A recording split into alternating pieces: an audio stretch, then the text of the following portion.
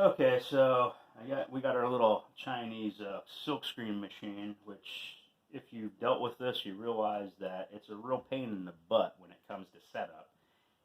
But honestly, it's really not a bad little unit for the price. It really is not. Just keep in mind that it's a little bit inferior. It has some imperfections to it. Fortunately, it looks like I have all my bolts, nuts, and washers and things like that I need. I placed them out. Um, so it does have some imperfections, but it also goes between metric 13 millimeter on some of the bolts, and then 5/16 on some of the other bolts. So it does go between US and metric. They give you these tools, but honestly, this thing is so long, it's just a pain in the butt. So for me, it's easier if I just grab my 5/16 inch ratchet. And then something else that's going to be a little bit handy for you, I think, when you're putting these on, this can be a little tricky. And first of all, to back up, don't tighten anything up. Just put your bolts on. You'll see people on YouTube will say that all the time. They'll say, don't tighten the bolts up. You'll see why later. When you start to get into trying to fine-tune your machine for registration and everything else, you're not going to want it tightened up right away. Trust me, or you'll just be undoing it again. So I just know from all those that have gone before me posted these videos on YouTube how to put this thing together. So I heeded their advice. So obviously I don't have the whole thing together yet, so I don't know. But I just know from experience that just don't tighten it up yet. So anyhow, I'm rambling. But another good idea to have, if you have one, is just a little steel punch. And what that'll do, you can start lining your hose up. So in other words, if I had to put that on there, which I don't, but if I did, I could put the piece against it. Okay, say it's this here, and it just makes it a little bit easier. And it also acts as a little extra finger if you're just doing this by yourself. So if I had to put another one here, I could put that bolt through, and you're good to go. So one of the biggest issues that I see with this thing, when I go to put these bolts through here, and I go to put my arm on for my screens, we'll just do it without first so you can see, and I'm hoping you can. Maybe get a little tighter shot if you can. Hopefully, and let me know if that zooms in, if it's okay. And don't not zoom, but does it? You can pick that up. These are actually threaded, and it's good that these are threaded because once you get these on, like here, you're going to want a nice. Once you get it calibrated where you want it, you're going to want a nice tight position on this so that you don't have any variance when you're doing your screen printing. So, but one of the problems with these being threaded is you can't get them in. Now, most people will think, okay, well, it's all drilled wrong, and it's not. It's not drilled wrong. I'll tell you exactly what happened, and I figured it out relatively quickly. You know, this goes through the machining process. They go ahead and tap these out, and then they spray this blue powder coating on here, throw it in the oven, and of course it bakes on. So you could sit here all day trying to put this bolt in, and you're not going to get it in because of the powder coating that is in the threads on the inside of this. So my advice is this: do not, whatever you do not drill these out. You want that thread. Now, chances are you probably don't have one, but I just happen to have a set of tap and dies. So I pulled my 5/16 out, and this is exactly what I'm going to do on it. I'm going to try to get it lined up with the existing, which is pretty easy. You can see it just stays right there. And all I'm going to do, can you come to this side? Because you're probably going to see this. I wish I had a little piece of white paper, but I'll use my hand instead. And you're going to see this. You can see all of it. As I tap this, and I'm maintaining the same size of the thread, okay? You can see that. But look at all that. That's all powder coating that's on the inside of that. So you might think you have an inferior problem or an inferior product because of this, but it's really just their process that they go through when they manufacture these in China. And by the way, you're going to see my arm's really loose, I told you, because I'm keeping all the bolts. Everything currently is going to be just in a very loose position until I get everything tightened up. Okay? We're going to do the same thing on this side.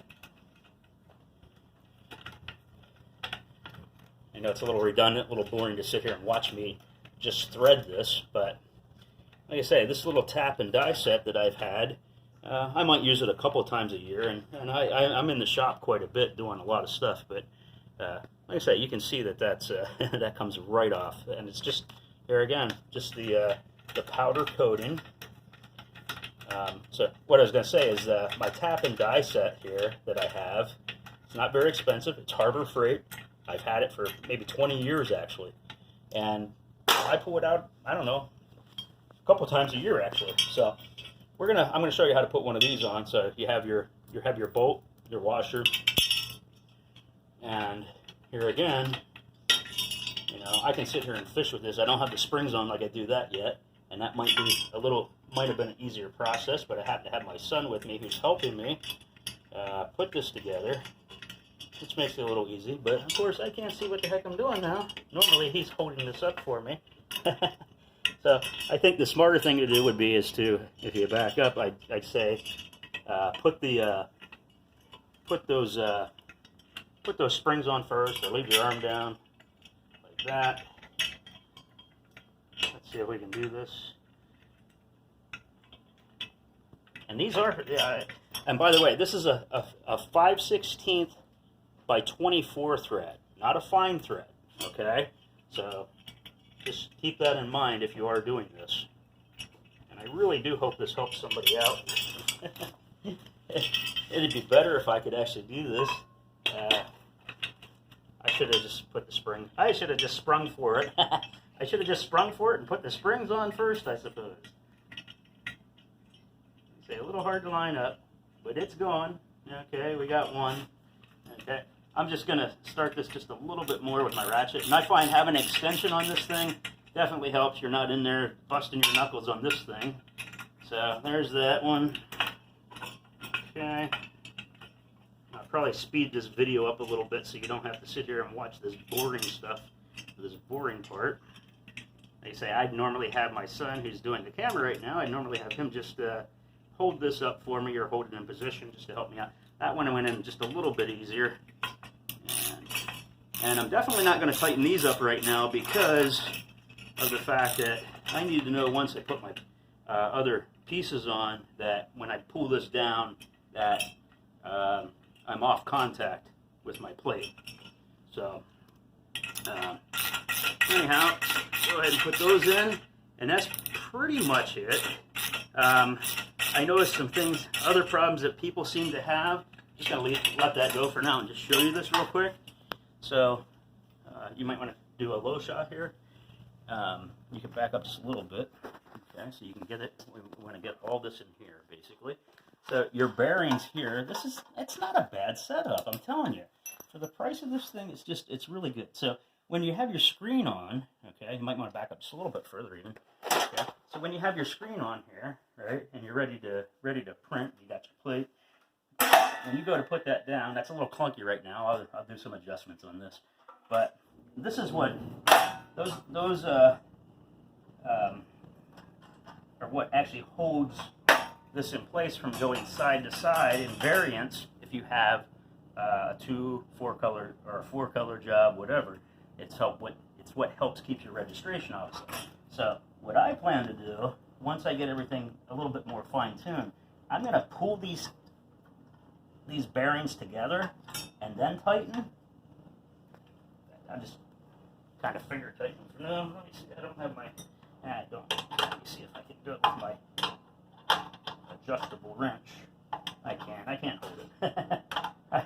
It was worth a shot. Anyhow, so the tighter those are, when you pull this down, the better, and it goes in between there, and it's gonna keep this from sliding back and forth to hold your registration. So anyhow, if you just want to like move back and get like an overall shot of everything, that would be cool. I'll go ahead and proceed to kind of tighten this up and then put my springs on like we did earlier, and that's pretty much it. So I really do hope this helps somebody out in the process. Like I say, I know it can be a pain. It's a little bit long of a process, but honestly, if you watch their video, you can do that. I find that a little bit boring and just said, I know what I'm doing. Sorted all my bolts and everything. Sort all your hardware first. I'm telling you, it's going to make your life so much better. Count it out. You might not know exactly where it goes, but make sure you have an even amount as opposed to an odd amount. So that's kind of key too, I think, is to make sure you have all of your hardware. And you can see my screws and stuff, some of it's a little scattered right now from just working here on the floor, but if you do that, you're going to save yourself a lot of aggravation. And again, I really hope this helps somebody. I know we're pretty excited about getting up and rolling with this and actually starting our silkscreen business. Not just t-shirts, but we want to get some practice in first and adjust this and get everything fine-tuned with this machine first. And then once we do that, hopefully we're going to go into production mode and just grow this little by little, steady. And then, we'll upgrade to better equipment later on and let the business pay for itself. I think that's really smart. I've been in business for a long time, and I think that's a key in business. I'm getting off on a bunny trail, but I think it's important that if you're starting out, just grow it as you can grow it and allow your business get paid first and then put some money back with each job so that you can actually begin to get better equipment or grow your business more. Otherwise, you'll be just stuck doing the same thing over and over and over and not making the money that you need. So at least that's our goal for it. And I think that translates from the current businesses I'm in to what this will take place in the future as far as doing silk screening. So there you have it. There's my 2 cents. And again, I hope that you have a great experience with this little. I think we paid $165 for this thing, and off of Amazon, I got it within 2 days. 2 days, folks. So fantastic, and I hope you enjoy it. And just get rolling, get out there and start doing it, and start making some stuff happen because you absolutely can do this. This is new for us. Trust us, it is, right? It's definitely new for us. Yep. So, but we're going to do it. We're going to take the bull by the horns, throw some shirts on, learn how to do it from the ground up. So there you have it. Take care. Good luck. Bye-bye.